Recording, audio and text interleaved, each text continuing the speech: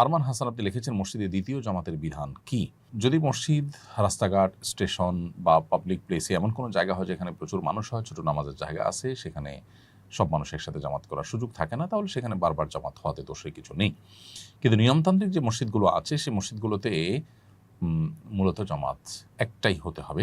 কারণ একাধিক জামাত যদি সেখানে নিয়মই রাখা হয় যে আধা ঘন্টা পর পর জামাত হবে, তো স্টেশনের বা আপনার ফেরিঘাট ইত্যাদি পাবলিক প্লেসের যে মসজিদগুলো থাকে সেগুলোতে হিউজ মানুষের গ্যাদারিং এবং এক জামাতের সবাই নামাজ পড়তে পারেন না, সেগুলোর কথা ভিন্ন। কিন্তু নিয়মতান্ত্রিক মহল্লা যে মসজিদগুলো থাকে এগুলো তো একটা জামাতেই সব মানুষের জামাতে নামাজের শরীক হওয়ার সুযোগ রয়েছে।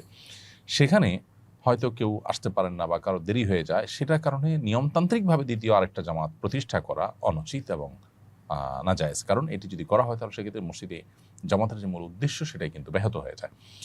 তারপরে যদি এক দুজনের জামাত ছুটে যায়, তারা মসজিদের বারান্দায় বা মসজিদের পেছনে কোথাও তারা যদি জামাতের নামাজ পড়ে নেন, ইনশাআল্লাহ সেটি জায়েজ হবে। ফোকাহ হানাফ মৌলিকভাবে দ্বিতীয় জামাতকে মাকরুহ বলেন।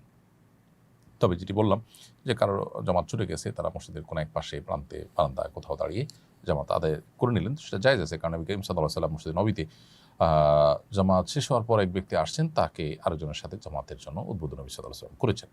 মৌলিকভাবে নিয়মতান্ত্রিকভাবে একাধিক জামাত মসজিদের মধ্যে প্রতিষ্ঠা করা উচিত না।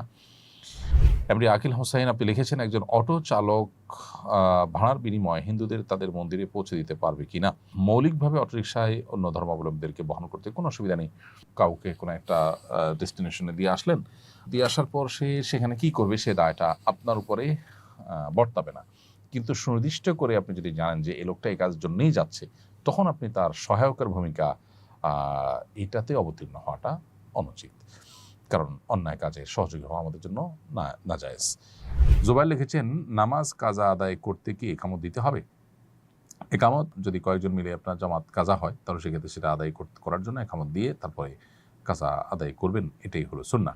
মাইদা মৃধা আপনি লিখেছেন, ঝালমুড়ি খাওয়ার সময় ঝালমুড়ির কাগজে কোরআনের 2টা আয়াত উচ্চারণ এবং অর্থসহ লেখা দেখতে পাই। আমি সেই কাগজ নিজের কাছে রেখেছি, কিন্তু আমাদের অজান্তেই এমন অনেক কাগজ আশেপাশে পড়ে থাকে, না জানি কত কাগজ পায়ে নিচে পড়ছে, এটা আমাদের পাপ হবে কিনা? অজান্তে যদি হয় তাহলে সেক্ষেত্রে আপনার কোনো গুনাহ হবে না।